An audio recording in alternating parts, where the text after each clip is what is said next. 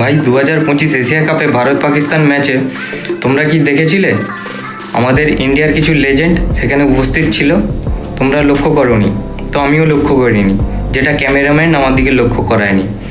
তো সেখানে ছিলেন মহেন্দ্র সিং ধোনি এবং তার স্ত্রী সাক্ষী ধোনি, এবং তার সাথেই ছিল রবি বাজি।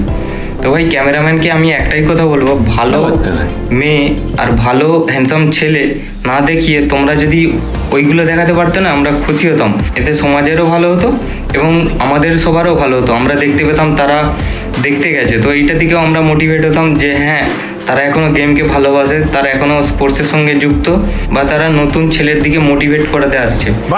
তো এটা একটা খারাপ জিনিস ভাই, যখন একটা ভালো মেয়ের দিকে দেখাচ্ছ, ভালো ছেলের দিকে দেখাচ্ছ, আমার মনে হয় সেখানে ভালো লেজেন্ডের দিকে দেখানো উচিত ছিল।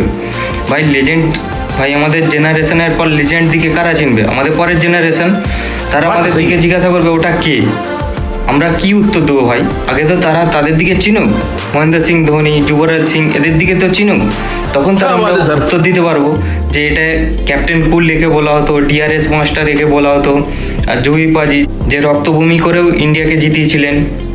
তো এইগুলো আমরা কাকে বলবো? নেক্সট জেনারেশনকে বলবো। তো এটা সত্যিকার আমাদের পক্ষে দুঃখের বিষয়, যখন একটা আর্টিকেল পেপার থেকে আমাকে দেখতে হয় যে সেখানে উপস্থিত ছিলেন ধোনি আর তার স্ত্রী এবং জুহি বাজি।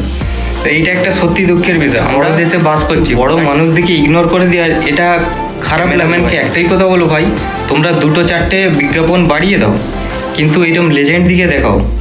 তোমরা ভাই কোনো মেয়ে বা কোনো ছেলের দিকে দেখে আমার লাভ হবে না ভাই, যাকে দেখে লাভ হবে লেজেন্ডদের দিকে তোমরা দেখাও, যতটুকু সময় পাও। বিজ্ঞাপনের সংখ্যা বাড়িয়ে দাও, এটা আমাদের কোনো অপশন নেই, এইটুকুই।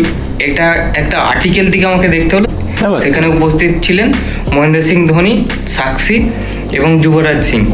ভাই এটা সত্যি একটা লজ্জাজনক ব্যাপার। তোমরা, আমি আবারও বলছি, তোমরা বিজ্ঞাপনের সংখ্যা বাড়িয়ে দাও, বাট লেজেন্ড দিকে দেখাও, গেমের সাথে লেজেন্ড দিকে দেখাও, যাতে আমরাও মোটিভেট হই এবং আমাদের দেশের মানুষও মোটিভেট হয়, এবং নেক্সট জেনারেশন যেন বলে ওটা কে, তখন তারা আমরা বুকে হাত দিয়ে বলতে পারবো ওটা একটা এমন লেজেন্ড যারা আমাদের সময় এরকম ভালো খেলেছিলেন।